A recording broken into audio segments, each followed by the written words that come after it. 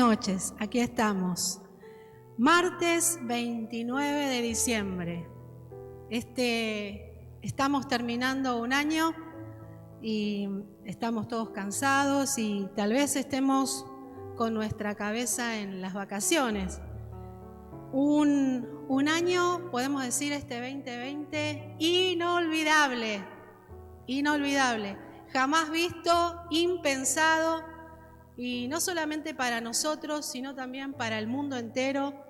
Ha sido un año muy difícil, muy complicado, muy raro, y podemos agregarle otros adjetivos más.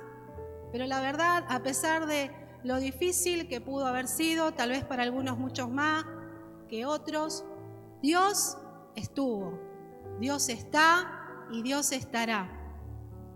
Este COVID-19 demostró Dios a la humanidad que Él tiene el control de todas las cosas. Y hablando a los 2 meses más o menos de esta cuarentena, charlaba con compañeros de trabajo. Una compañera contaba que se había comprado una camioneta para disfrutarla todos los fines de semana y me decía, la tengo parada, no la puedo usar. Otro estaba preocupado porque no puede terminar su casa en Córdoba, que estaba con todos los detalles para terminar su casita, pero no solamente que estaba preocupado por terminarla, sino estaba más inquieto porque alguien se le metiera a la casa. Otros estaban pagando un viaje soñado y hasta el día de hoy no saben si viajan o le devuelven el dinero. Otra persona, otro compañero, contaba que su hermano tenía una enfermedad grave y producto de esta pandemia, el hermano se terminó falleciendo por no poder hacer el tratamiento. Y esto y tantísimas cosas más nos demuestra que Dios es el dueño de todo, que Dios tiene el control de todo. Entonces, en el día de hoy vamos a ver la lección número 17, que dice mayordomos de Dios. Un sinónimo puede ser administradores de Dios. Así que le invito a que abra su cuadernillo allí en la página 121 y tenemos ahí un texto que dice en Primera de Crónicas 29:11. Tuyos son, Señor, la grandeza, el poder, la gloria, el dominio y la majestad, porque todo lo que hay en el cielo y en la tierra es tuyo. Amén. Y en el primer puntito que tenemos ahí, dice, ¿quién es el dueño de todo? Dios. Dios es el dueño de todo. ¿Qué pertenece a Dios? Todo. ¿Y qué significa todo? Todo, la totalidad de algo, todo. Nada queda al azar. Muy bien. En el punto 3 vemos, nosotros somos como el mayordomo de una hacienda. El mayordomo tiene que administrarla, tiene que cuidarla, usar los bienes, tratar de que si tiene que producir, también tiene que tratar de hacer que esa hacienda funcione lo mejor posible y mantenerla. Ahora, ¿a quién le pertenece esa hacienda? Tenemos 3 opciones: al mayordomo, o sea, al que la administra, ve a los inquilinos de la hacienda o al dueño de la hacienda. Por supuesto que al dueño de la hacienda. Ahí tenemos en Primera de Crónicas también el siguiente versículo, lo vemos ahora en pantalla. Primera de Crónicas 29:14. En realidad, todo viene de ti, y solo te damos lo que de ti hemos recibido. Bendito sea nuestro Dios. ¿Y qué recibimos de Dios? Recibimos la vida, la salud, la familia, el trabajo, los bienes de esta vida. Todo eso y mucho más recibimos de Dios, de parte de Dios.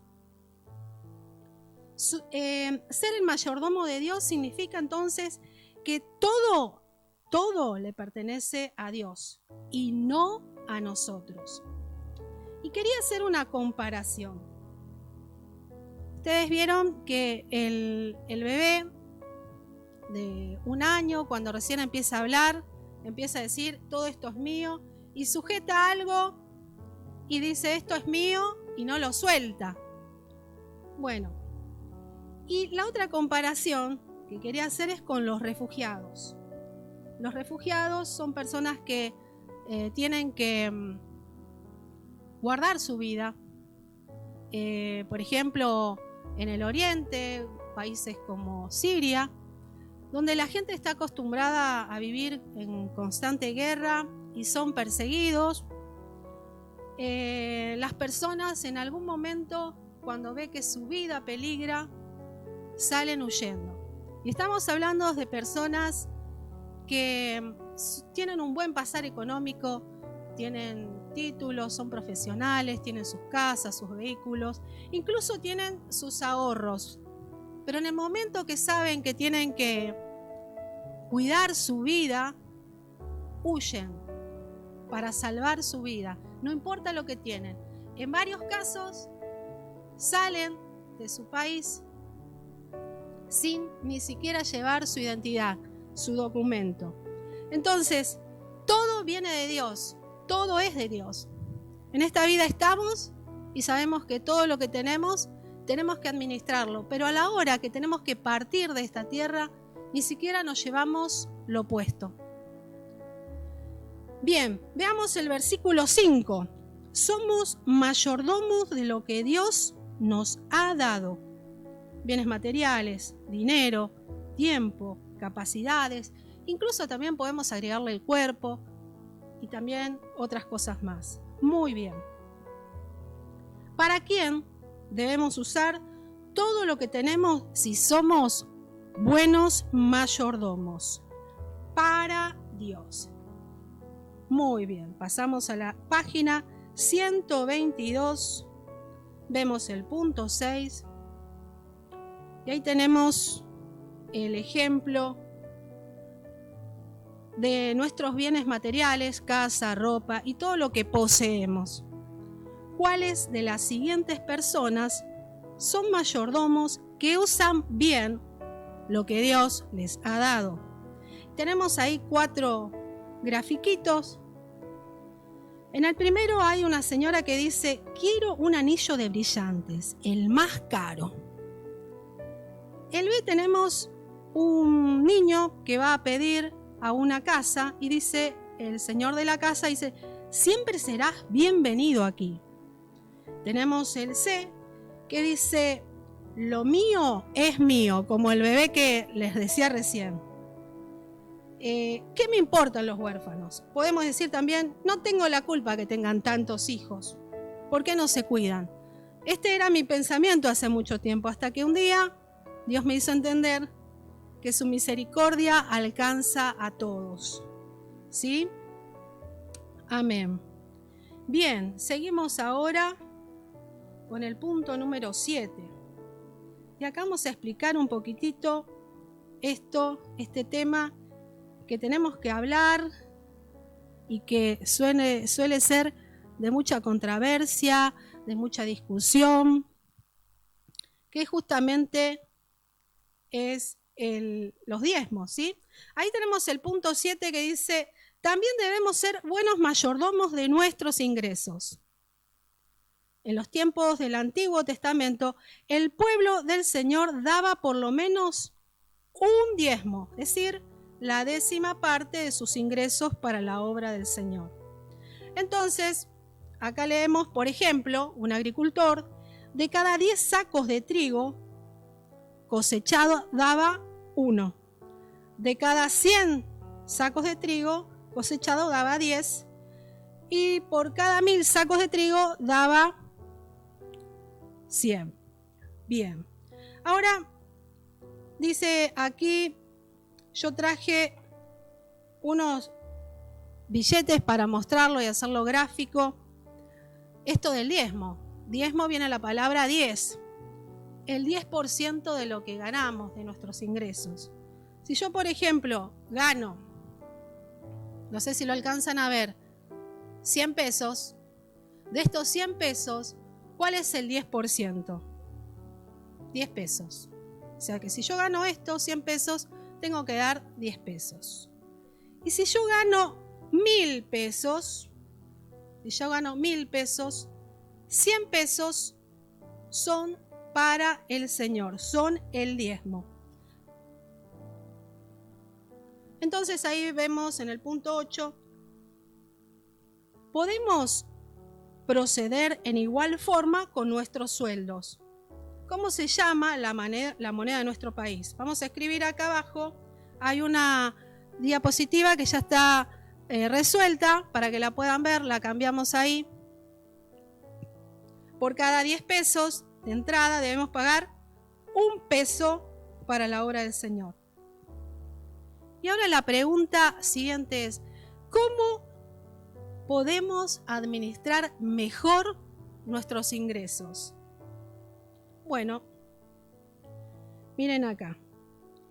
Para calcular el tiempo, si yo tengo que hacer varias cosas, lo mejor que hay es el reloj. Yo tengo que hacer varias cosas, generalmente hay varias cosas que hacer, armo una agenda, un papelito y una lapicera y anoto, tengo que hacer esto, esto, esto y esto. Y el tiempo me tiene que alcanzar y si no me alcanza, bueno, se sobrecarga otro día con las cosas que no pude hacer.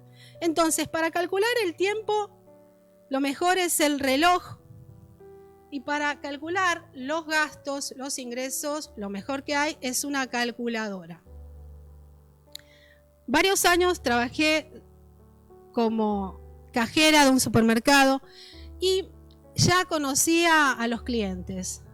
Algunos tardaban tiempo en hacer la compra, pero iban con una calculadora y cuando llegaban a la caja era exactamente y les alcanzaba el dinero. Pero había otros que iban y compraban sin pensar tal vez o sin calcular y cuando llegaba a la caja había que dejar un montón de mercaderías.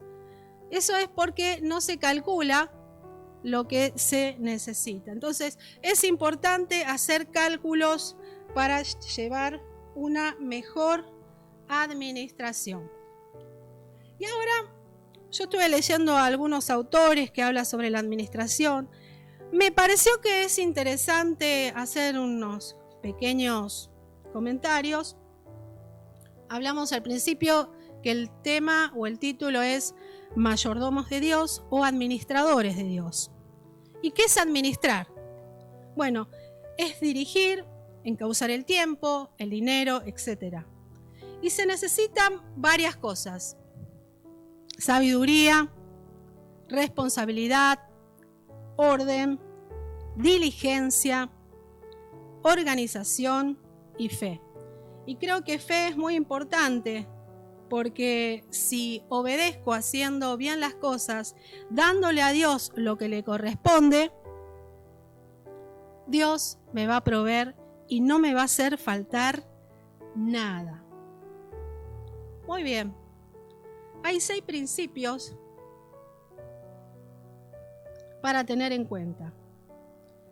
1, tener un propósito bien definido. 2, conocer, saber de qué disponemos. 3, planificar para lograr. 4, ejecutar, trabajar en eso. 5, evaluar, examinar y hacer ajustes. Bueno, yo me acuerdo que cuando tenía uso de razón, 3, 4 años, mi deseo ya era tener un auto, que en mi casa tuviéramos un auto, pero en ese momento la economía de todos era muy difícil. Pero cuando crecí, tuve un trabajo en el que ya era efectivo Y ahí ya tenía el propósito definido. Ya disponía de un sueldo.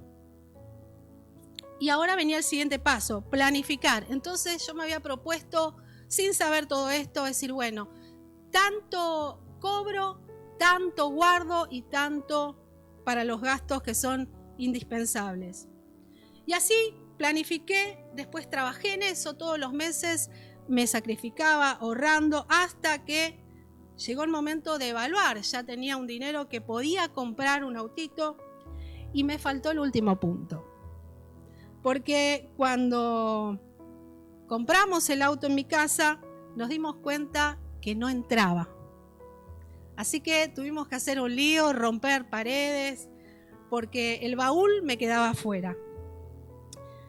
Entonces, al no haber hecho esos ajustes, al no haber pensado, a veces uno se mete en deuda. El entusiasmo por algo que queremos nos suele a veces bloquear y no nos permite ver más adelante lo que puede pasar. Y a veces nos metemos en muchos líos de deuda hasta que con el tiempo vamos aprendiendo a darnos cuenta que debemos organizarnos. Bien, después tenemos una cuestión acá que es la administración económica. Es necesario hacer un presupuesto mensual. Los ingresos no deben superar a los egresos. ¿Qué significa esto? Que lo que yo gano o lo que ingresa en mi casa no puede ser mayor. Si yo gano 10 y gasto 12, voy a empezar a arrastrar deudas porque estoy gastando más. Siempre es aconsejable gastar mucho menos de lo que uno recibe. Hay 4 tipos de gastos que algunos economistas dicen que son los indispensables, los necesarios, los posibles y los superfluos. Pasamos a la siguiente y vamos a ver de qué se trata. El indispensable es un ejemplo, ¿no? Son ideas, cada uno verá si le sirve o no. El indispensable es el alimento, la canasta básica. No puedo dejar de proveer a la familia del alimento, ¿sí? Eso es indispensable. Los necesarios pueden ser los servicios. Necesito tener la luz, para tener luz necesito pagar todos los meses, el gas, el agua, todos los servicios y algunas deudas que pueden llegar a ver que van surgiendo de maneras imprevistas. Esos serían o podemos tomar como gastos necesarios. Gastos posibles. Bueno, si tengo algo que me quedó, puedo pedirme un delivery, tomar un helado, tomar un café. ¿Y qué puede ser un gasto superfluo? A veces gastamos de más. Sobre todo las mujeres nos gusta la ropa y a veces compramos porque nos gusta. Y ese es un gasto superfluo, que no es necesario, pero si podemos, lo podemos hacer. Bien, todo esto que estuve diciendo no está en el cuadernillo, ahora retomamos en el cuadernillo, página 123. Aunque todo pertenece a Dios, la antigua ley del diezmo nos entrega una pauta muy práctica en cuanto a la proporción que debemos apartar para la obra del Señor. ¿Qué parte de sus ingresos daba el pueblo de Dios para la obra del Señor? El diezmo. Y tengamos en cuenta que si nosotros leemos el Antiguo Testamento, vamos a ver que no solamente el pueblo de Israel daba el 10% del diezmo, sino también que aparte de eso daba ofrendas, primicias.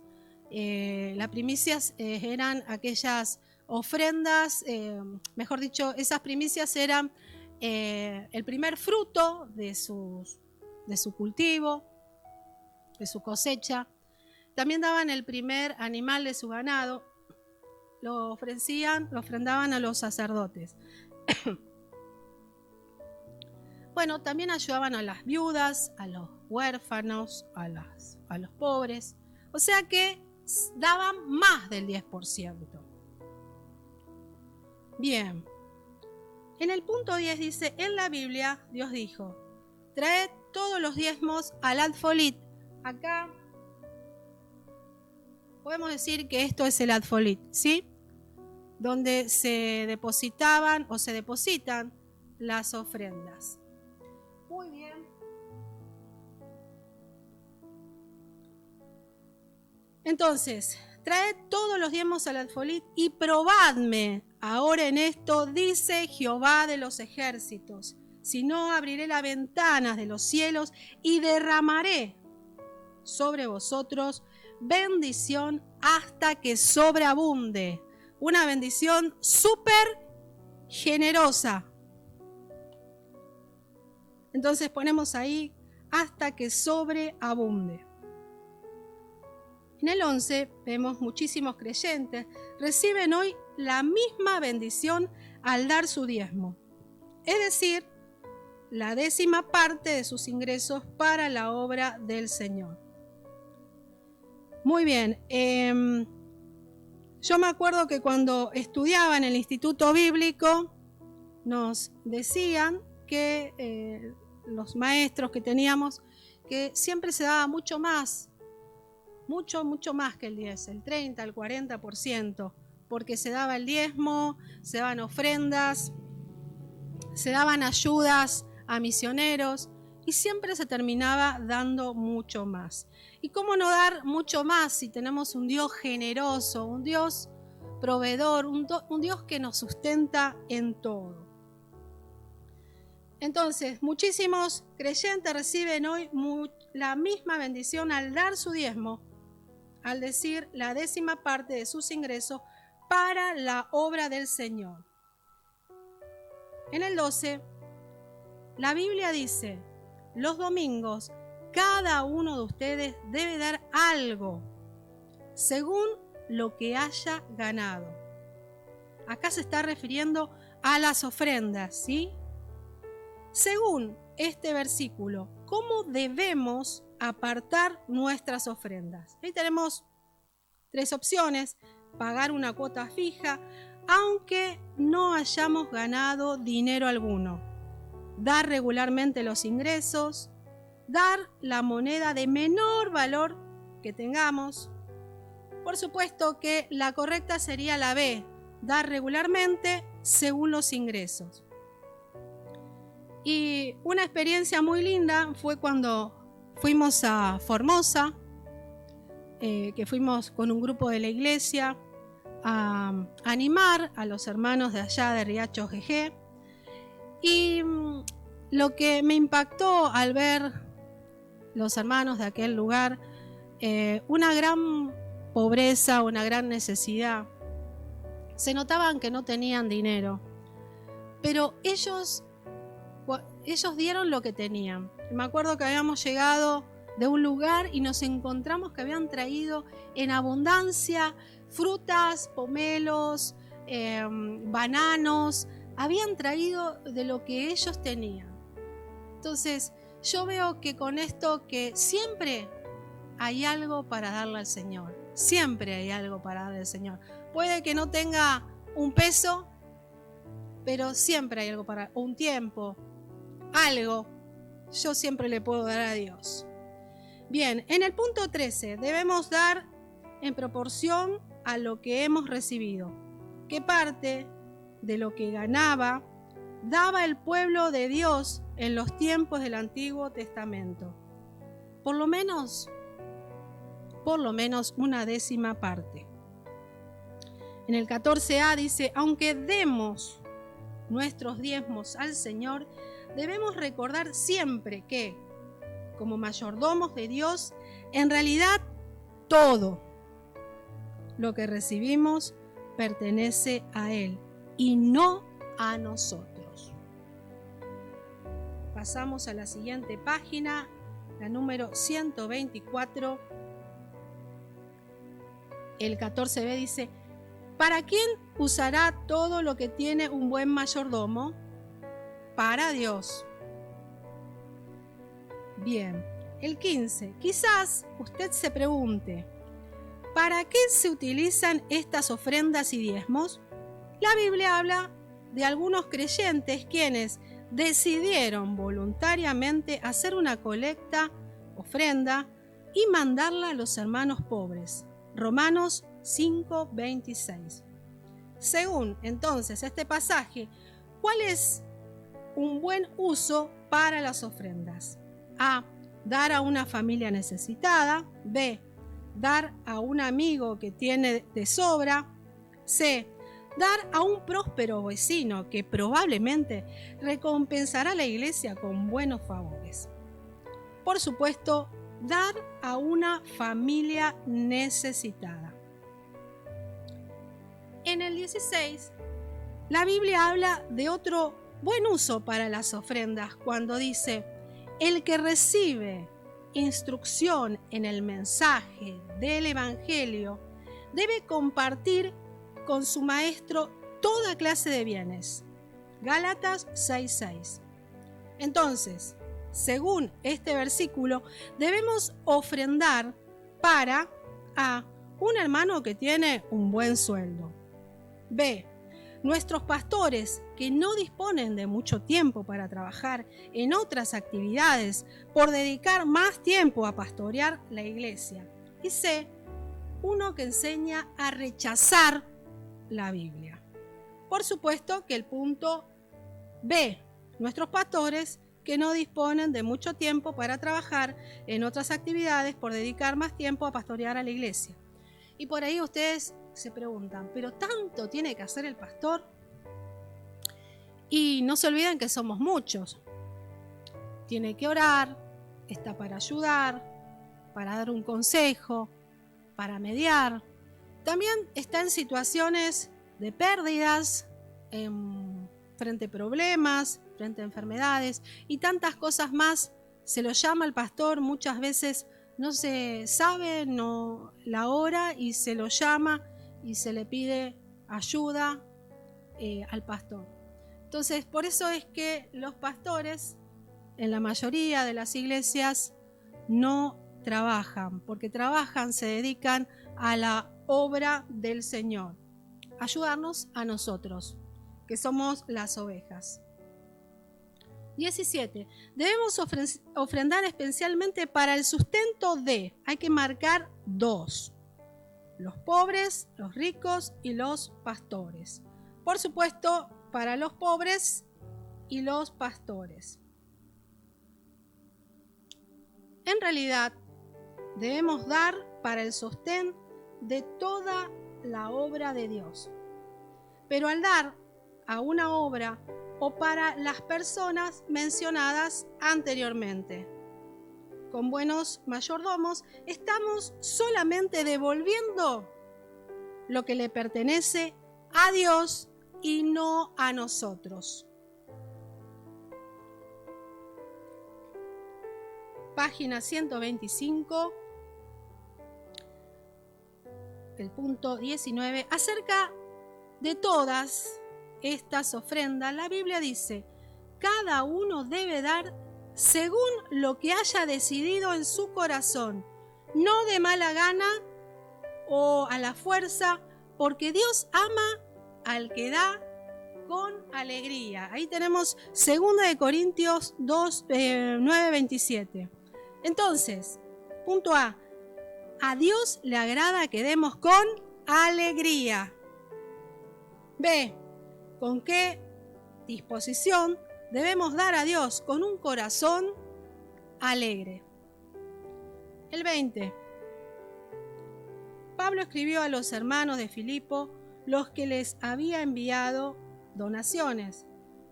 Por lo tanto, mi Dios les dará a ustedes todo lo que les falte, conforme a las gloriosas riquezas que tienen en Cristo Jesús. Filipenses 4:19. Y respondemos entonces, ¿qué debe sentir nuestro corazón cuando damos a Dios? A. Ansiedad por nuestras propias necesidades. Algo de duda, preocupación y alegría de poder dar. Entonces volvemos a remarcar que debemos dar con alegría. El punto C. Ya falta poco para terminar. Muy bien.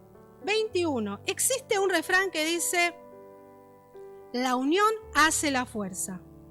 Imagínense que todas las obras que su iglesia podría hacer para el Señor, si todos los miembros ofrendaran como la Biblia lo dice. ¿Con qué corazón debemos dar entonces? Con un corazón alegre. 22. Recuerde que debemos dar con alegría, especialmente para el sustento de los pobres y de los pastores. Me acordaba de los sábados que venimos a entregar las viandas y realmente cuando venimos acá cada sábado uno nota que hay un espíritu de alegría. Estamos todos contentos porque estamos sirviendo a Dios. Estamos haciendo un acto de solidaridad. Algunos de nosotros podemos estar presentes, otros dan sus ofrendas para poder comprar los alimentos y de esa manera hacer las viandas. Otros orarán para que Dios bendiga cada fin de semana que se hace esta tarea.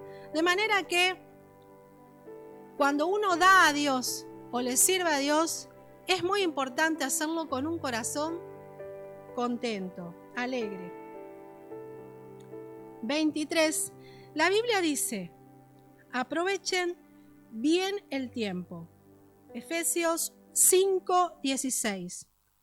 Así el Señor tiene derecho no solamente sobre los bienes materiales y el dinero, sino también sobre el uso de nuestro tiempo. Qué interesante el tiempo. Ahora nos preparamos para ver un videíto que va a explicar un poco lo que estuvimos diciendo. La idea es que aclare un poquito más. Tenemos ahí el video.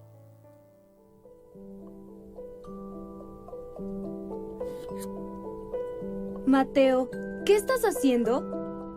Hoy me enseñaron lo que es mayordomía. Yo no entendía esa palabra, pero ya sé que mayordomía es cuidado y gratitud. Y se escribe con 4 T's. A ver, parece que ustedes han aprendido algo muy especial que deben compartir. Vamos a donde está papá para que nos enseñen a los dos.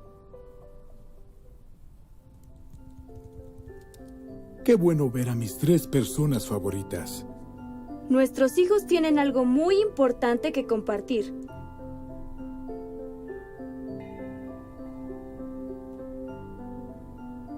A ver, ¿qué significan esas señas? ¿Nos van a enseñar un nuevo saludo? No es un nuevo saludo. Es que por fin aprendimos lo que significa mayordomía. Cada vez que escuchaba esa palabra en la iglesia, me parecía complicado. La primera letra T es igual a tiempo.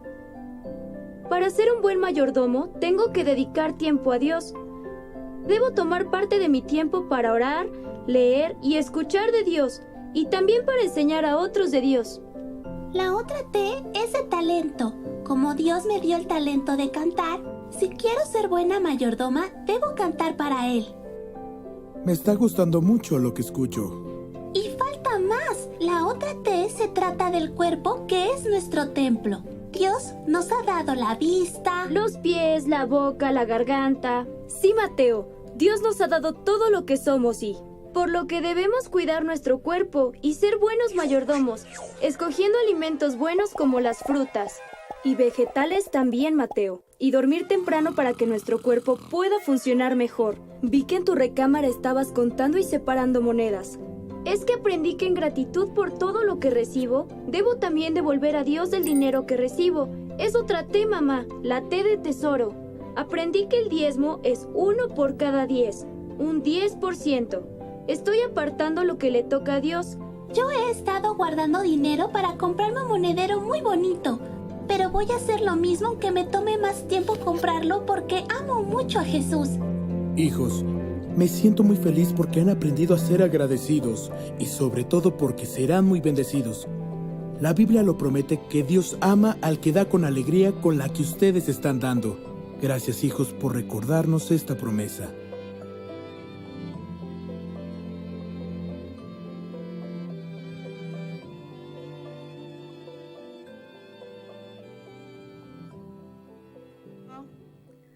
Bien, ¿les gustó el video? Habla sobre 4T: tiempo, talento, que son las capacidades, el templo, que es nuestro cuerpo, y el tesoro. Muy bien. Ahora pregunto, ¿cómo usamos el tiempo, por ejemplo, no? El tiempo de estudio es para estudiar. El tiempo de trabajo me contratan para que haga una tarea, para que produzca y tengo que hacer eso. Y el tiempo libre dispongo qué voy a hacer con mi tiempo. Muy bien, entonces vamos al punto número 24 que dice: usar todo nuestro tiempo para el Señor no significa pasar todo el día leyendo la Biblia y orando, sino también realizar para Él aún los quehaceres más insignificantes. ¿Cuáles de las siguientes personas usan todo su tiempo para el Señor? Y tenemos ahí el A, hay un grafiquito ahí, que este señor, no sé si es un jefe o si es el patrón o un supervisor, pero parece que está diciendo unas malas palabras, por lo que se ve ahí en el gráfico, y dice: otros 20 minutos para tomarse un café. Otro sinónimo: otra vez se va al baño. Otro sinónimo podemos decir: otra vez desapareció. ¿Dónde está Julanito? Bien, el B dice: vaya, ¿cómo trabaja Juan desde que se hizo evangélico? Ahí lo vemos que está trabajando contento, cantando. Hay un cambio. Y el C dice: ¿con qué cuidado prepara ahora la comida Juanita desde que se entregó a Cristo? Ahí la señora está contenta, trabajando, haciendo su tarea, cumpliendo con su obligación. Si hemos aceptado a Cristo, tiene que haber una diferencia, porque los demás nos ven, nos observan, las ganas que ponemos, la responsabilidad, el cuidado de las herramientas, de las cosas que hay en el lugar de trabajo, si los cuidamos, o tal vez si lo rompemos y no nos hacemos cargo. Bien, entonces tiene que haber un cambio también en nuestra forma de trabajo, porque hay muchos ojos que nos miran.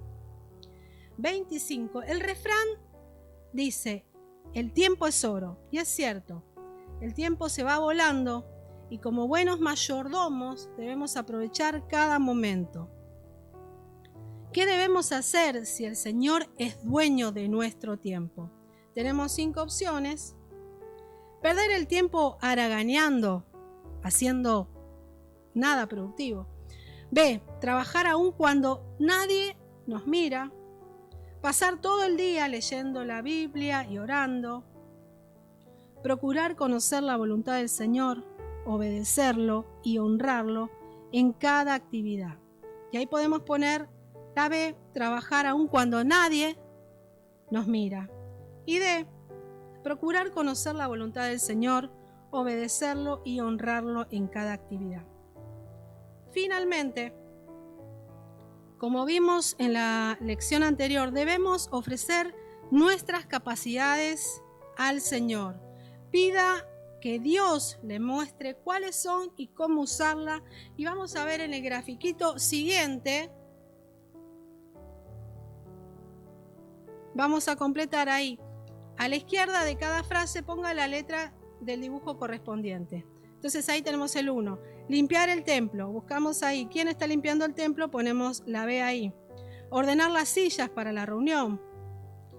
Tenemos ahí el número C. La 3. Invitar a un vecino al culto. Tenemos ahí que es la letra D. Y tenemos la 4, que dice dirigir los cantos en la escuela dominical, que es la A. Y la 27 dice, ¿qué debemos usar para el Señor como buenos mayordomos? Marque 3. A, los bienes materiales y el dinero. B, solo los últimos momentos de cada día. C, el billete de menor valor de nuestra billetera. D, el tiempo. E, nuestras capacidades. Y ahí podemos poner la A, los bienes materiales y el dinero. D, el tiempo. Y E, nuestras capacidades. Muy bien, hasta aquí llegamos, pero ustedes saben que siempre dejamos alguna tarea. Me olvidé decirles una buena noticia. Este es la penúltima clase de esta lección. Y ahí dice, escriba lo que dice Romanos 11:26. Busquen ahí ese versículo y hagan la transcripción. El punto 2, ¿qué significa tu todo? Lo que para vos tiene mucho valor. ¿Qué es tu todo? Escribilo. Esto sirve para reflexionar.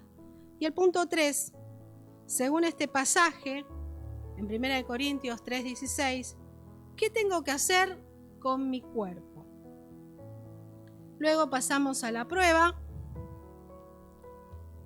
Son 6 preguntitas que tienen que ver con todo lo que veníamos hablando recién, que no es más que lo que dice el cuadernillo.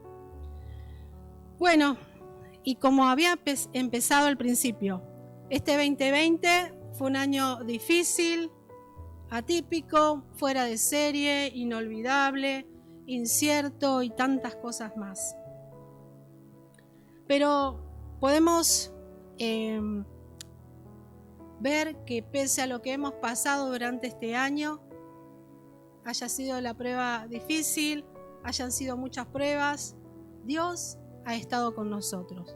No sé qué nos va a deparar este 2021, pero lo que sí sé y quiero dejarles es que el Señor prometió que iba a estar todos los días hasta el fin. Así que lo que sea, el Señor va a estar con nosotros. Así que, iglesia amada, les deseo un feliz 2021 y si quieren escribir en el chat algún deseo de felicidad para el 2021, de manera que podamos interactuar con los hermanos, lo podemos hacer. Bendiciones abundantes.